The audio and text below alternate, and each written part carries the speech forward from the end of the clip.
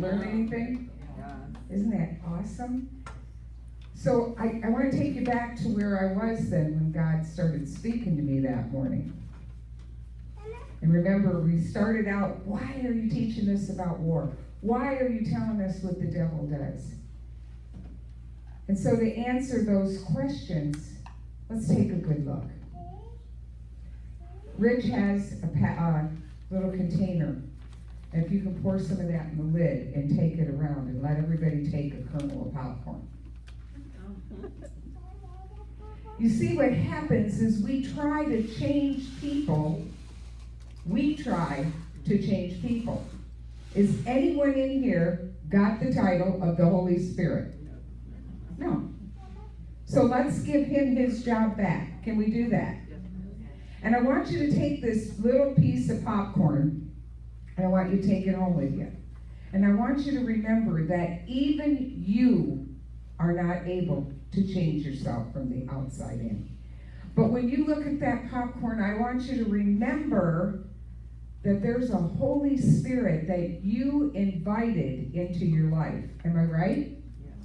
Did anyone here not invite the Holy Spirit into their life? Because we'll help you do that. See me afterwards. And by the way, we had 5 salvations this week. I didn't light the candles. I was waiting to see if they came. So hopefully they'll come next week and we'll do that. Many people, do you know this?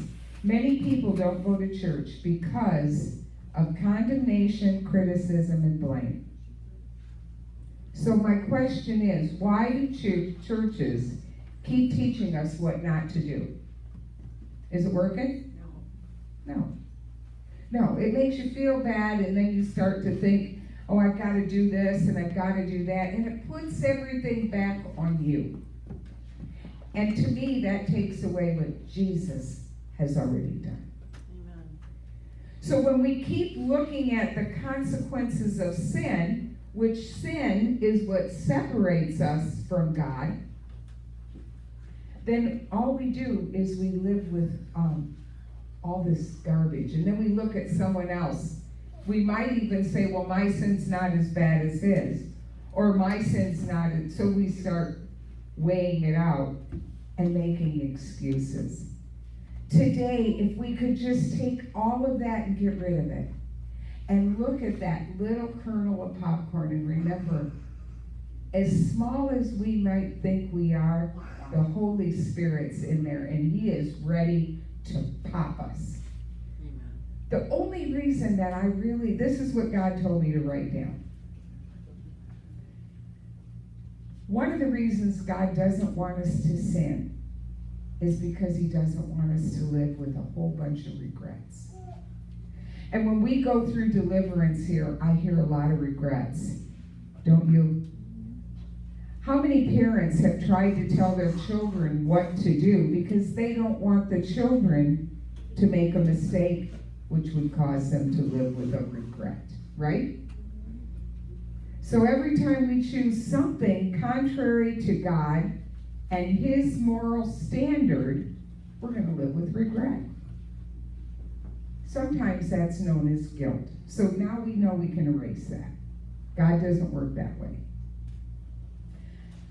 Romans 6:23 says the wages of sin is what? Death. What is it? Death. So people are dying from the inside out because they will not give up their sin.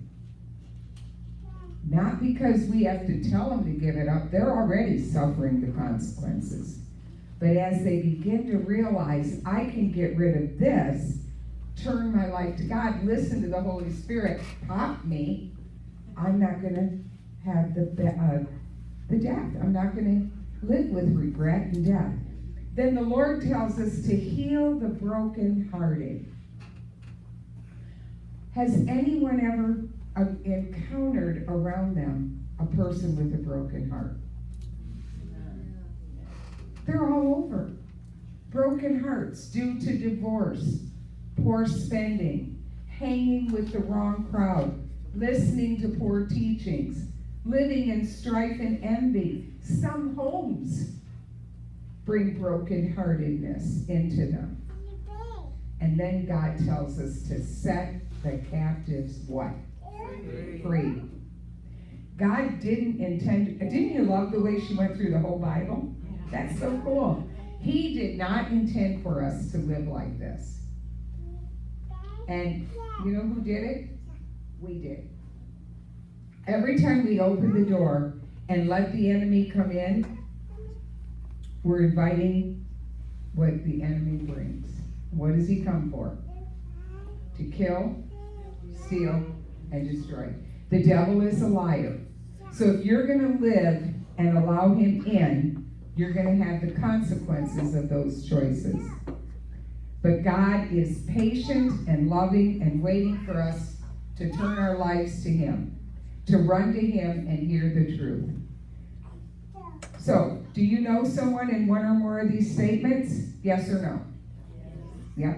Do you know, or are you living in one or more of those statements?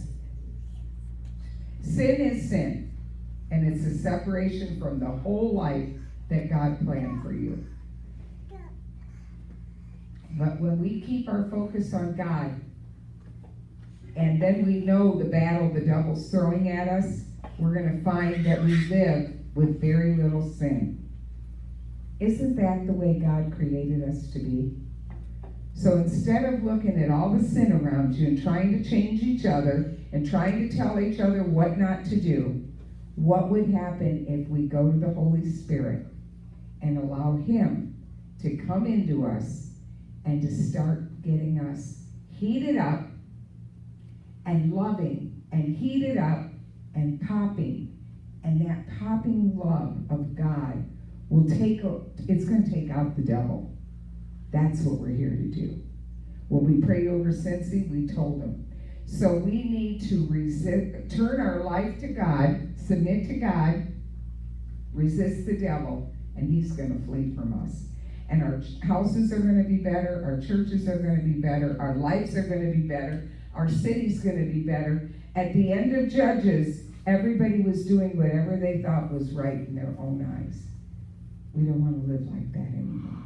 Let's go to God and teach others the gospel truth, heal the brokenhearted, and allow God to set the captives free.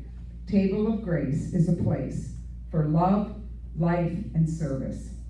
And that will do just that for you and for all those that come here. So we're going to receive the communion right now that Jesus gave us to remember him. And I pray right now that we come and eat the bread of life, this bread of life.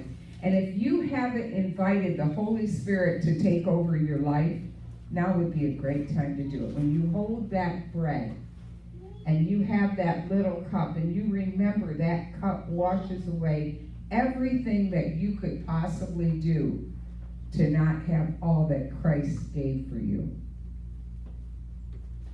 So would everybody pass out communion at your tables? And as the song plays, just reflect. On the night before he died, he took that bread, he broke it, he gave it to his friends, and he said, "Take this, all of you, and eat it.